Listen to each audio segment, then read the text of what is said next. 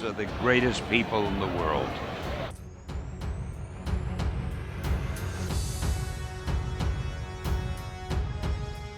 Get much entertainment return for your dollar.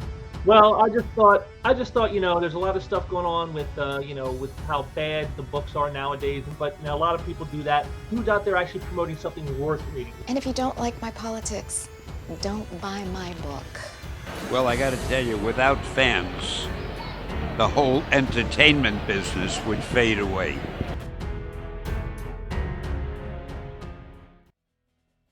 With the Superman, number 77s with the 200s.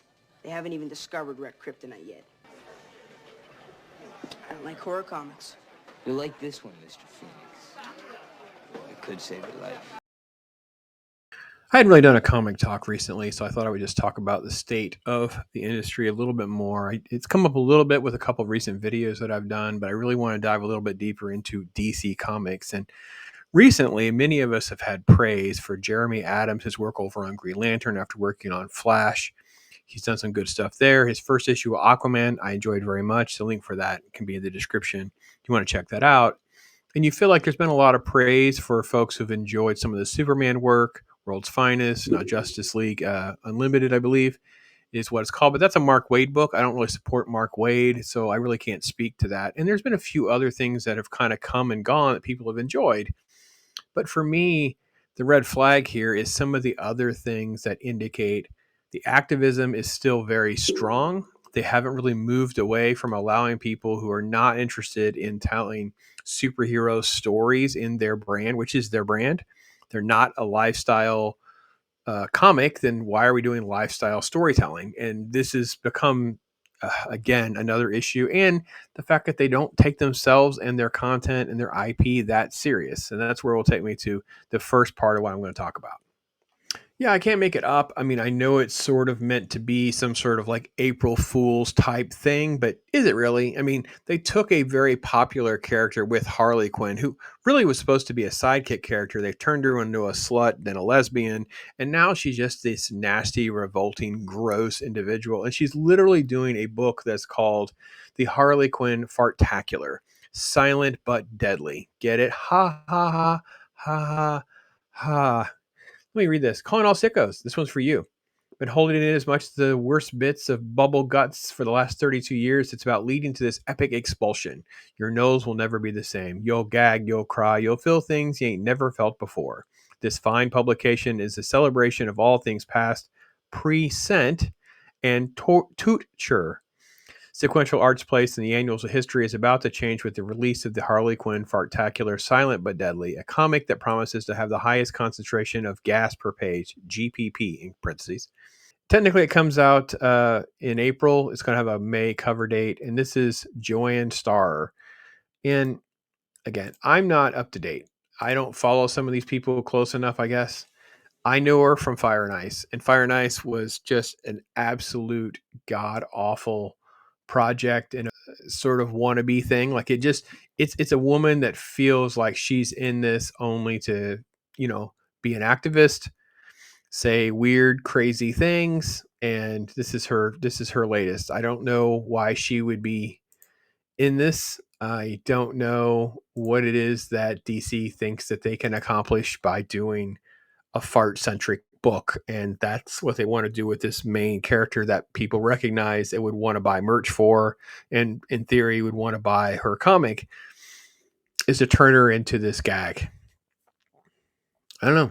I don't get it. So that was like a yellow flag. Like, oh, it's just silly. It's just stupid. It's just dumb. That was kind of how I felt. And I heard that and I didn't do a video on it. I didn't do anything. I didn't have anything to say. It's just dumb to me. That's how I felt. And then things just continued to get worse. So that takes me to Shazam 20. And a couple of people have done reviews and videos. There's stuff out there that you can read and go through the entire book. I found this to just be just god-awful in so many ways, but then it becomes sort of like something we have to talk about. So the art is terrible. It makes no sense. We have this opening sequence with two girls who never matter again in the story at all. Like, I don't even know what we're supposed to take away from all that. But there's this whole big thing that's taking place with John Kent and turns him into a child. So it's sort of like where Billy becomes a youth, and you can see here's John Kent standing there. And this is Cena Grace. Now, again, Cena Grace, who's tied to the ridiculousness that happened over in Marvel and some of the other things, again, it's just activism. And what is weird is the type of activism that kind of takes place. The story, again, just dumb art, bad art, bad pacing, bad editing, just everything about it just seems terrible to me. And then Jay, who is John Kent's real life partner, and it's like, I can't tell my boyfriend that, for that matter, see me like this. So it's sort of like this weird, I don't know. I don't totally get it. And then they go to see Damien, and that was uneventful as well. And then we cut back to, how do we figure out how to fix the situation? They're fight stuff. And we're going to have just more talk. And ultimately it kind of works out before we see Jay. Now, at this point is where I was like, this couldn't be real. Like this was like, I just like, what is real? So no, again, think about what's happening here. You have gay John Kent, boyfriend Jay Nakamura, purple-haired weirdo. And quote says, "Would you believe me if I said this was on my bingo card for a year?" What? So is Jay a bit of a Fredo? Is that what we're supposed to take away? Cena Grace? Like, what is this supposed to actually mean? I'm just gotta have some context. Give me something to go on here, DC. What made the editors think this was okay? And then to make things more awkward and weird as they move closer, the dialogue is just, it's so awful. Talking about why he doesn't talk to Jay. It says, turning myself into a kid felt absolutely stupid. Babe, I need stupid. The grief will always be there. A pint-sized you will not. So again, it's implying that Jay is into the fact that John is a child. And I mean into, like, wanting to be into it. Like, I'm like, what is happening in this book? So it transpires a little bit. We have talking dinosaur again. It's just nonsense before they all kind of work it out. He says Shazam, and now he's suddenly his normal size. It's all fine. And then it just kind of navigates, like, flying him away like this. Oh, God, it's so terrible. And I kid you not, the book sort of closes with them having like a tent and pillow party, like children.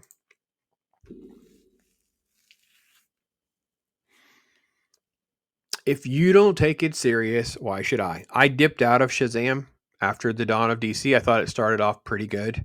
And then it kind of just started doing kooky things. And I'm like, if they can't take it serious, I'm not seriously giving you my money. I wanted to give Dawn of DC a chance. I wanted them, and then they interrupted it, of course, with Night Terrors. And they never took it seriously. And again, I'm reminded each time I see a book like this with the horrible art, horrible stories, and now bizarre innuendo that is right there in your face. Yeah. It's them making out in a tent, and just, that's it. That's what this is about. And notice that he's like hugging Jay here. He is the beta in this situation, in the snuggle fest here. He is like a child. So that's kind of where I got to as things were kind of like transpiring. And I was like, oh, dear Lord, what is happening in the world? Can it get worse than that? Yes, it can. It can get worse than that, folks. I know it seems hard to believe, but, and I couldn't believe it. And I reached out and I talked to somebody about it as well. And I said, well, there's got to be a way that we can talk about this and get this. This is insane. This is insane. So, all right, we have to back up because we have to ask ourselves, why is Nicole Maines, who is basically a trans person, trans activist, born a boy, he's a twin, and then has become a girl, basically, and believe they were part of the Supergirl nonsense and stuff, and created this character. The comic book, she basically did a self-insert in Supergirl created a character, Nia Null, which is Dreamer. That was in DC Pride. So again, we're back to the history here of self-inserting and this stuff doesn't sell. This stuff isn't doing well. Like, things are not paying the rent for comic book stores, if you get what I'm saying here, right? So we get news that Dreamer is coming back. Nicole Maines is bringing back the Secret Six, and some of the shill press is just loving this, dealing with basically all the gays, right? So you have Nia, and you have John and Jay. Amanda Waller is, of course, basically being painted as a bigot, which I think is kind of weird, but that's what they went with. And she has this interview that she's done, and this is not remotely like, putting this is her speaking in this interview. This was, I believe, Game Radar actually spoke to her, and Nicole went through the thing talking about the book, and the quote is kind of weird. Like, I was like, okay, hold on, I don't understand. What are we doing? And it is the fact that, quote,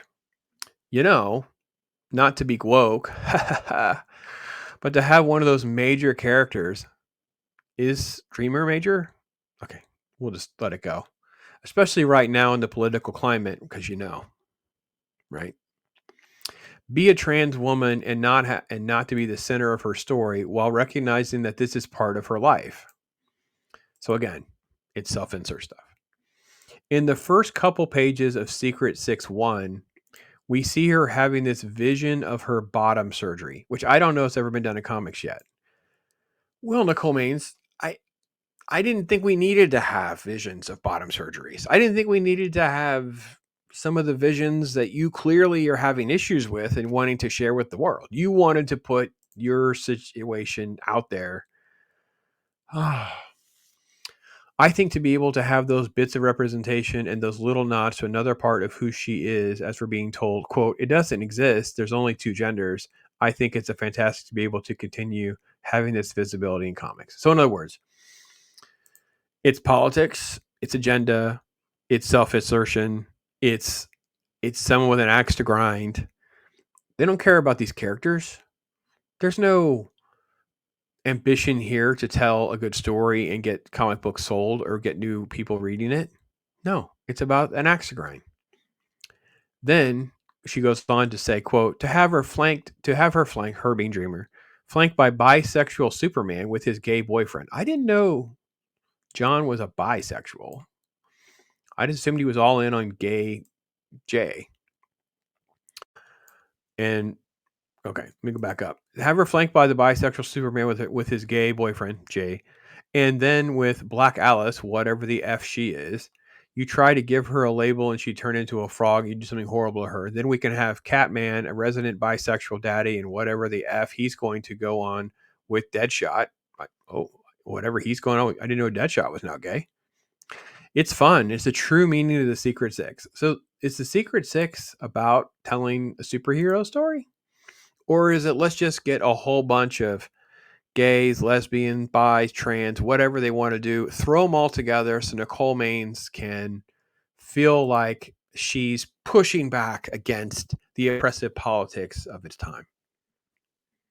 So much for learning anything. So much for seeing the writing on the wall that the world isn't interested.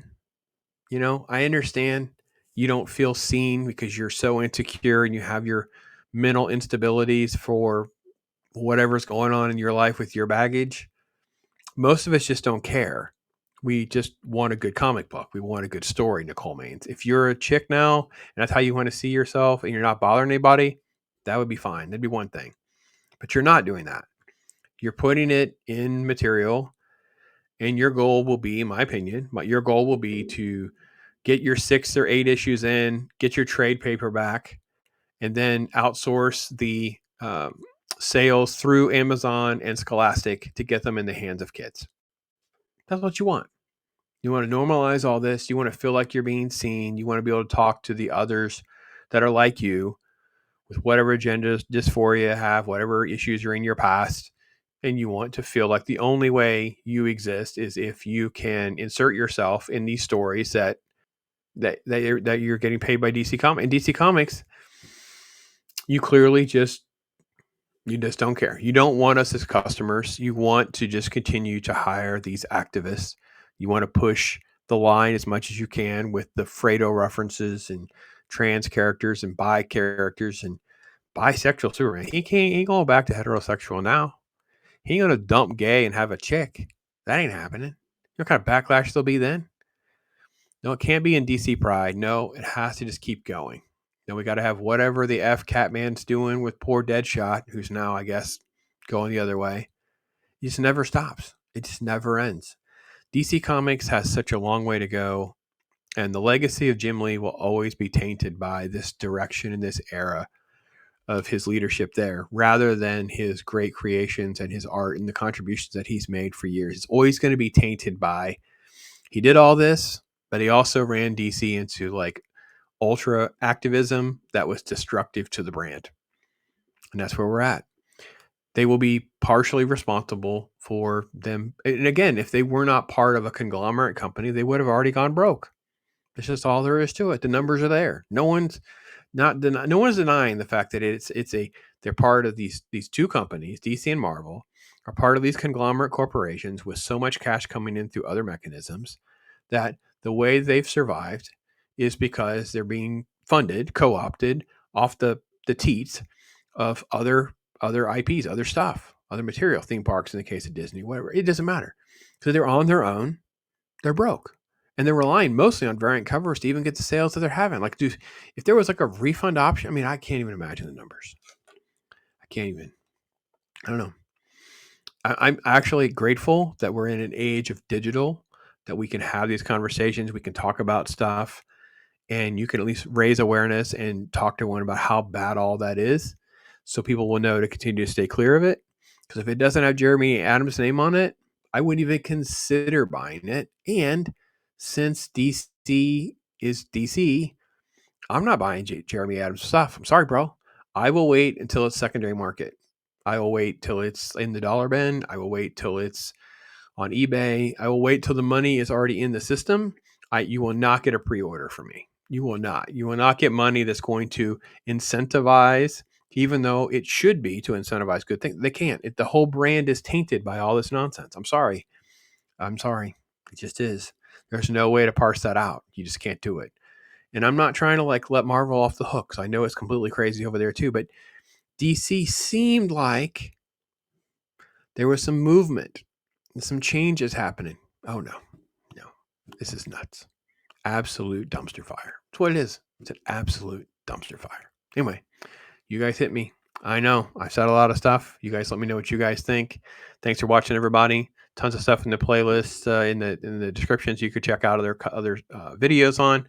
Feel free to let me know what you think in the comments. I appreciate you watching. I am Pops. Now bring it down hard.